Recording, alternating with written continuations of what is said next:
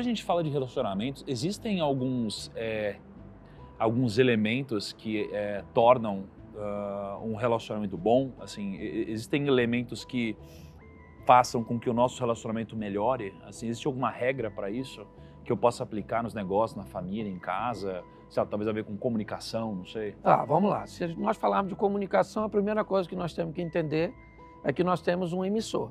Tá. Ok? Eu costumo dizer que para a comunicação funcionar bem, ela precisa ser simples, relevante e de fácil propagação.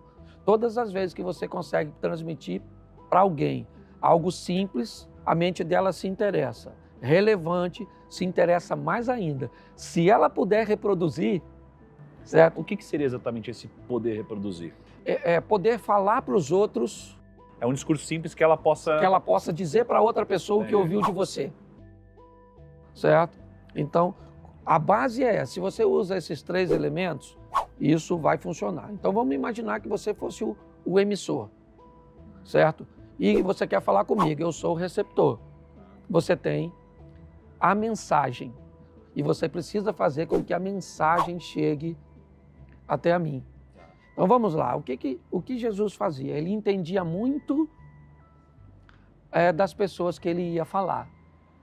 Então, se ele ia para a beira do mar, ele usava a linguagem do pescador. Usar o exemplo de pescador. A rede lançada ao mar. Então, com quem você vai falar? O que você vende? O que você entrega? Ele tem uma ponto de identificação, né? Exatamente. Eu estou fazendo o quê? Eu estou falando com o quê? Com alguém que quer comprar algo de mim? Então, beleza. Alguém que vai ter que lidar com o meu serviço é outra coisa. Alguém que vai ter que lidar com a minha credibilidade porque vai investir naquilo. Então, quem é o meu ouvinte?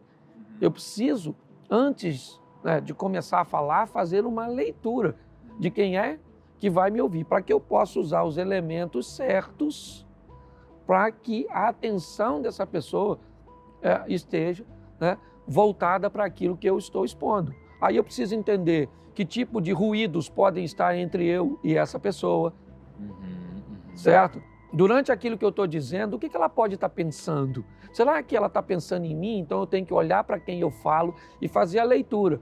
Se aquele indivíduo não está pensando em algo que ele deixou em casa, se ele está preocupado com alguma coisa. Porque se eu notar que ele está parado na minha frente, olhando para mim e não está me ouvindo, eu preciso mudar a minha comunicação. E os ruídos estão aí, ok? Eu preciso lidar com resíduos que vão além dos ruídos, aquilo que foi deixado nessa pessoa por uma má impressão em torno do assunto que eu quero tratar com ela, que fez com que ela perdesse a credibilidade no serviço que eu presto, no produto que eu entrego, certo? No investimento que eu me proponho, certo? Então, tudo isso. Então, na comunicação, eu preciso entender que ela pode ser horizontal quando eu me comunico com gente no mesmo nível que eu.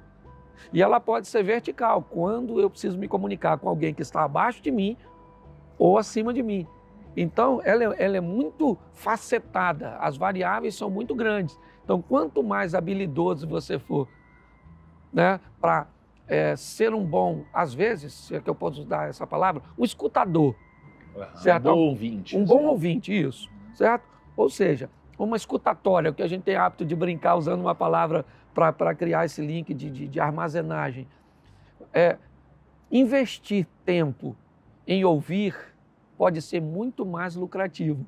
Você torna-se muito mais assertivo. Mas quando a gente fala de ouvir, assim, o que seria exatamente na comunicação você ouvir? É você ficar calado e só você ouvir outra pessoa? Ou o que seria exatamente isso para melhorar a comunicação? Na verdade é o seguinte... Ou é saber a hora de falar? Não, o que você precisa é entender o que a pessoa está falando. Do que é que ela está dizendo de verdade, certo? Eu usei um exemplo onde Jesus se aproxima de um camarada que é paralítico e Jesus pergunta para ele, você quer ficar curado? Ele olha para Jesus e diz, poxa, eu até queria, mas ninguém me leva lá. Ele está dizendo que tem uma coisa que machuca ele mais do que as pernas paralisadas, a indiferença dos outros. Então não é só você ouvir e você saber o que está saindo da boca das pessoas, é você entender o que tem por trás do que está saindo da boca das pessoas. Sim, porque vamos imaginar que você esteja lidando com um estelionatário. Ele é habilidoso no que fala. Perfeito. Okay? Eles nunca falam mal, eles sempre falam bem. Exatamente. Certo? Por que eles são tão bem-sucedidos? porque eles estudam seus alvos, ok? Para um estelionatário, você é um alvo, certo? E eles são muito bem sucedidos. De uma forma positiva, se nós os copiássemos, talvez tivéssemos mais êxito, certo? Quem é Por causa da comunicação, porque eles dominam a comunicação e oratória. Eles sabem já o que você gosta, entendeu? Eles conhecem muito a seu respeito. Então, quando você vai conversar com alguém que você sabe a respeito dessa pessoa e faz, certo, perguntas, estimulando essa pessoa a continuar falando, primeiro, todas as vezes que você expõe alguém a falar, você dá para ela uma vantagem, uma sensação de vantagem. Jesus quer conversar com uma mulher que já teve 6 homens. Ele é o 7º que está entrando na vida dela. Quando ele chega, a primeira coisa que ele faz é dizer, você me dá água. Ele não está com sede. Mas quando ele diz, eu preciso de você, ela entra na conversa, porque parece que ela tem o que ele quer, enquanto, na verdade, ele é que vai oferecer a ela. Então, o propósito sempre está acima, ok? E às vezes nós não temos muita facilidade de lidar com isso, não. Então o que você está falando é que assim, dentro do relacionamento, e temos aqui 3 tipos de relacionamentos, né? O intra, o inter e o divino. Certo. Né? A gente tem como um dos pilares, né, do bom relacionamento a comunicação. E quando você fala de comunicação, você está falando de identificação, ou seja, de você falar dentro de um contexto da pessoa. A pessoa é um pescador? Putz, você usa exemplos do dia a dia dela. A pessoa trabalha com investimentos, usa exemplos do dia a dia dela. Isso aí. Né? Você é um bom ouvinte também, não é? E aí tem uma outra coisa também, que eu até, por coincidência, chegou nesse ponto, tem um versículo em Provérbios 21 que está escrito o seguinte, o que guarda a sua boca e a sua língua, guarda a sua alma das angústias. E aí eu te pergunto, a gente está falando de como ter um bom relacionamento, né? Quais são as principais armadilhas da comunicação que podem estragar, por exemplo, um bom relacionamento, ou enfim, nem chegar nesse ponto de ter um bom relacionamento? Eu acho que uma das coisas mais difíceis de se construir também é uma das mais fáceis de se perder. Credibilidade, ok? Quando você ganha credibilidade, você ganha força, tá certo? Então nós temos que prestar muito atenção se há uma coordenação entre o que eu estou falando e o que eu estou fazendo.